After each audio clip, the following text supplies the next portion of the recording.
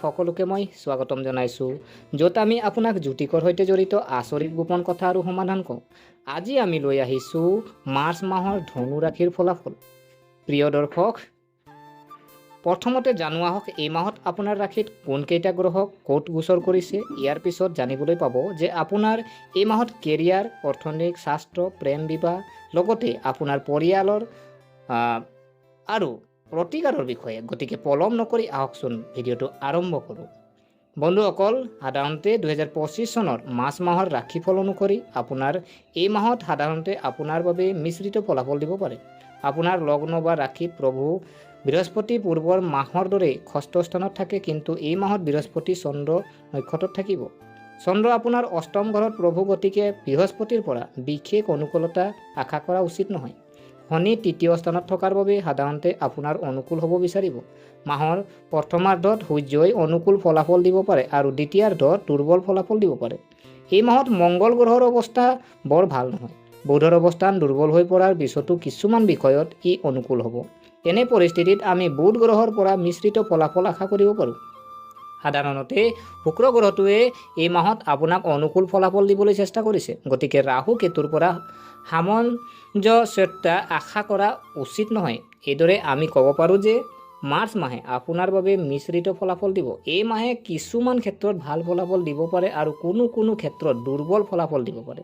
তাৰ তুলনাত মাহটোৰ প্ৰথম অংশ তুলনামূলকভাৱে ভাল হ'ব পাৰে। প্ৰিয় দৰ্শক, কৰ্মক্ষেত্ৰত যদি আপোনাৰ চোৱা হয়, আপোনাৰ কেৰিয়াৰৰ পদৰ প্ৰভু এই মাহত দুৰ্বল অৱস্থাত চতুৰ্থ স্থানত থাকিব। এফালে বুধ চতুৰ্থ স্থানত থকাটো অনুকূল অৱস্থা, আনফালে নিম্নতম স্থানত থকাটো ভাল স্থান বুলি গণ্য কৰা হ'ব। কিন্তু বুধ গ্ৰহই দশম স্থানৰ দিশটো চাই থাকিব। এইদৰে আমি বুধ গ্ৰহৰ পৰা মিশ্ৰিত কিন্তু গড়তকৈ অলপ ভাল ফলাফল পাম। এনে পৰিস্থিতিত কিছু অসুবিধাৰ সন্মুখীন হোৱাৰ পিছত কৰ্মক্ষেত্ৰত সফলতা লাভ কৰিবলৈ সক্ষম হ'ব। একে সময়তে অসাৱধানতা আৰু পৰিকল্পনা নকৰাকৈ কাম কৰাৰ ক্ষেত্ৰতো ইয়াৰ ফল বেয়া হ'ব পাৰে। এনে পৰিস্থিতিত পৰিকল্পিতভাৱে কাম কৰিবলৈ চেষ্টা কৰক, কাৰণ এনে কৰিলে আপুনি বৃহস্পতি গ্ৰহৰ আশীৰ্বাদ পাব, যিয়ে বুধৰ দুৰ্বলতা দূৰ কৰাত সহায় কৰিব পাৰে আৰু ইয়াৰ ফলাফল তুলনামূলকভাৱে ভাল হ'ব পাৰে। ব্যৱসায়িক দৃষ্টিকোণৰ পৰা মাহটো গড়, কিন্তু ৰাহু কেতু আৰু মংগল গ্ৰহৰ প্ৰভাৱৰ লগতে বুধ গ্ৰহৰ নিম্ন স্থিতি বিবেচনা কৰিলে কোনো ধৰণৰ ব্যৱসায়িক ৰিস্ক লোৱাটো ভাল নহ'ব। যি চলি আছে, যিদৰে আছে তেনেদৰে ৰাখিবলৈ চেষ্টা থকাটো যুক্তিসংগত। সাধাৰণতে এই মাহত নিয়োজিত লোকে অনুকূল ফলাফল পাব পাৰে। ষষ্ঠ স্থানৰ অধিপতি শুক্ৰ উচ্চ অৱস্থাত থাকিব। শুক্ৰটো আপোনাৰ লাভ ঘৰৰ প্ৰভু, এয়াও অনুকূল পৰিস্থিতি। এনে পৰিস্থিতিত নিয়োজিত লোকসকলে বহু পৰিমাণে অনুকূল ফলাফল লাভ কৰিবলৈ সক্ষম হ'ব। প্ৰিয় দৰ্শক, আমি যদি অৰ্থনৈতিক দিশটো যদি আমি চাওঁ, আৰ্থিক কথা ক'বলৈ গ'লে এই মাহত আপোনাৰ লাভৰ ঘৰৰ প্ৰভু শুক্ৰ স্থানত অতি ভাল, সেয়ে আপোনাৰ কষ্ট অনুসৰি ভাল লাভ পাব পাৰিব। অৰ্থাৎ যি কামেই নকৰক কিয় একে ফলাফলেই পাব। সাধাৰণতে আপোনাৰ কষ্ট অনুসৰি ফলাফল কম পায়, কিন্তু এই মাহত আপোনাৰ কষ্ট অনুসৰি ভাল ফলাফল পোৱা উচিত। যদি আপুনি ব্যৱসায়ৰ লগত জড়িত ব্যক্তি আৰু ক'ৰবাত কিছু টকা আবদ্ধ হৈ পৰিছিল, তেন্তে সেই ধন পোৱাৰ সম্ভাৱনা বাঢ়িছে। একে সময়তে নিয়োজিত লোকসকলে বৃদ্ধি আদি পোৱাৰ সম্ভাৱনা অধিক শক্তিশালী হ'ব। এই সময়ত ধনৰ অধিপতি শনিৰ অৱস্থান সাধাৰণতে ভাল যদিও এই মাহত কিছুদিন শনি দহন হৈ থাকিব।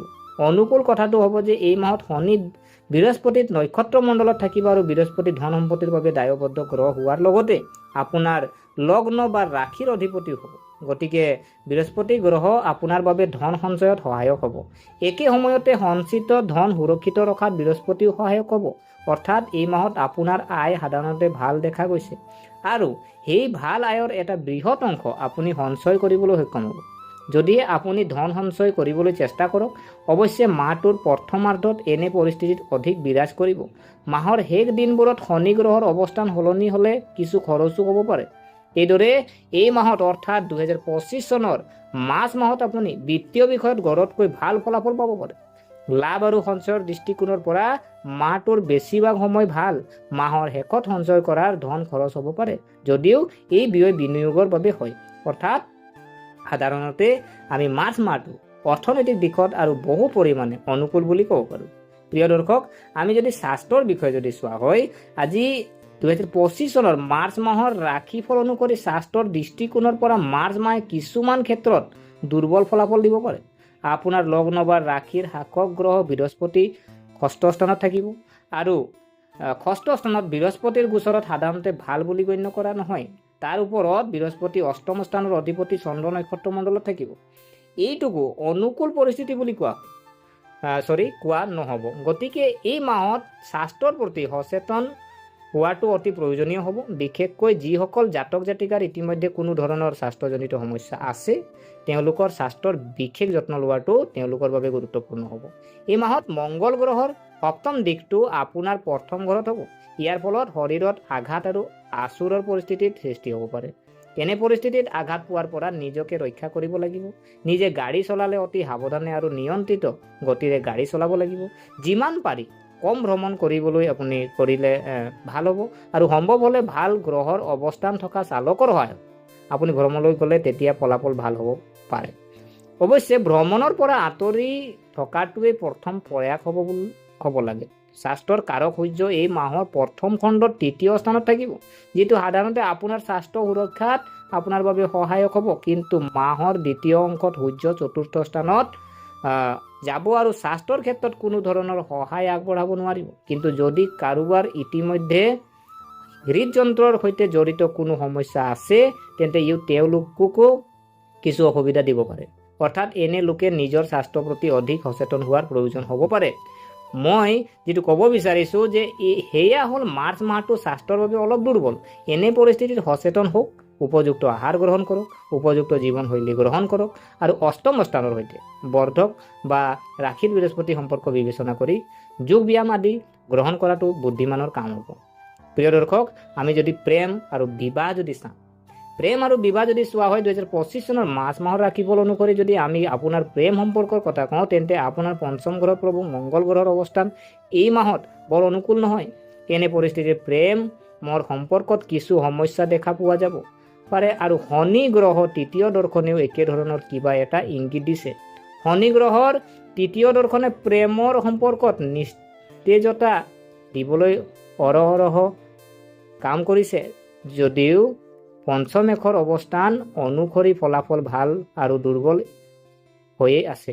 কাৰণ এই মাহত পঞ্চম এক মংগল গ্ৰহৰ অৱস্থাত ভাল নহয়। সম্পৰ্কৰ প্ৰতি সচেতন হোৱাটো অতি প্ৰয়োজনীয় হ'ব।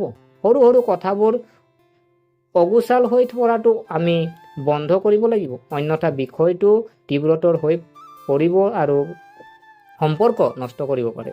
কিন্তু যদি আপুনি সম্পূৰ্ণ হৃদয়েৰে সম্পৰ্ক বজাই ৰাখিবলৈ চেষ্টা কৰে, তেন্তে প্ৰেমৰ গ্ৰহ শুক্ৰ উচ্চ পদবীয়ে আপোনাক সহায় কৰিব আৰু আপুনি আপোনাৰ সম্পৰ্ক ৰক্ষা কৰিবলৈ সক্ষম হ'ব।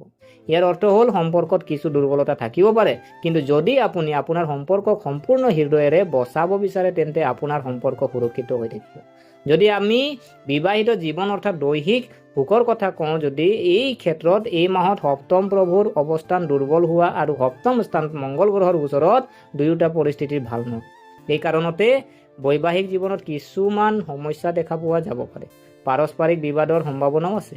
ইজনে সিজনৰ ওপৰত অপ্ৰয়োজনীয়ভাৱে খং নকৰিবলৈ চেষ্টা কৰক আৰু তৰ্ক বিতৰ্কৰ সময়ত হিংসাত্মক হোৱাৰ পৰা নিজকে ৰক্ষা কৰাটো গুৰুত্বপূৰ্ণ হ'ব। অৰ্থাৎ এই মাহত অপ্ৰয়োজনীয় বিবাদ পৰিহাৰ কৰিব লাগে। যেতিয়া কথাবোৰ বেয়া হৈ গৈ আছে যেন লাগে, তেতিয়া ইজনে সিজনৰ পৰা আঁতৰত বহি থকাটো বুদ্ধিমানৰ কাম হ'ব। সম্ভৱ হ'লে আন কোনো কামত মনটো কেন্দ্ৰীভূত কৰিবলৈ চেষ্টা কৰক। অৰ্থাৎ বিবাদবোৰ শান্ত কৰিবলৈ যত পৰোনাস্তি চেষ্টা কৰাটো বুদ্ধিমানৰ কাম হ'ব। আৰু প্ৰিয় দৰ্শক, আমি যদি পৰিয়ালৰ বিষয়ে যদি চোৱা হয়, পাৰিবাৰিক বিষয়ত সাধাৰণতে মাৰ্চ মাহত সন্তোষজনক ফলাফল পোৱা যেন লাগে। দ্বিতীয় স্থানৰ অধিপতি শনিয়ে তৃতীয় স্থানত অবিৰতভাৱে সংক্ৰমণ কৰি আছে। গতিকে ই কোনো ডাঙৰ পাৰিবাৰিক সমস্যা সৃষ্টি হোৱাত বাধা দিব। কিন্তু এই মাহত দ্বিতীয় স্থানত মংগল গ্ৰহৰ দিশটোৰ বাবে লগতে দ্বিতীয় ঘৰৰ প্ৰভু কিছু সময়ৰ বাবে স্থাপন হোৱাৰ বাবে ফলাফল তুলনামূলকভাৱে দুৰ্বল হৈ থাকিব পাৰে। অৱশ্যে এই দুৰ্বলতা বৰ বৃহৎ পৰ্যায়ৰ নহ'ব। গতিকে পৰিয়ালৰ সদস্যই চেষ্টা কৰিলে সম্পৰ্ক সাধাৰণতে অনুকূল হৈ থাকিব।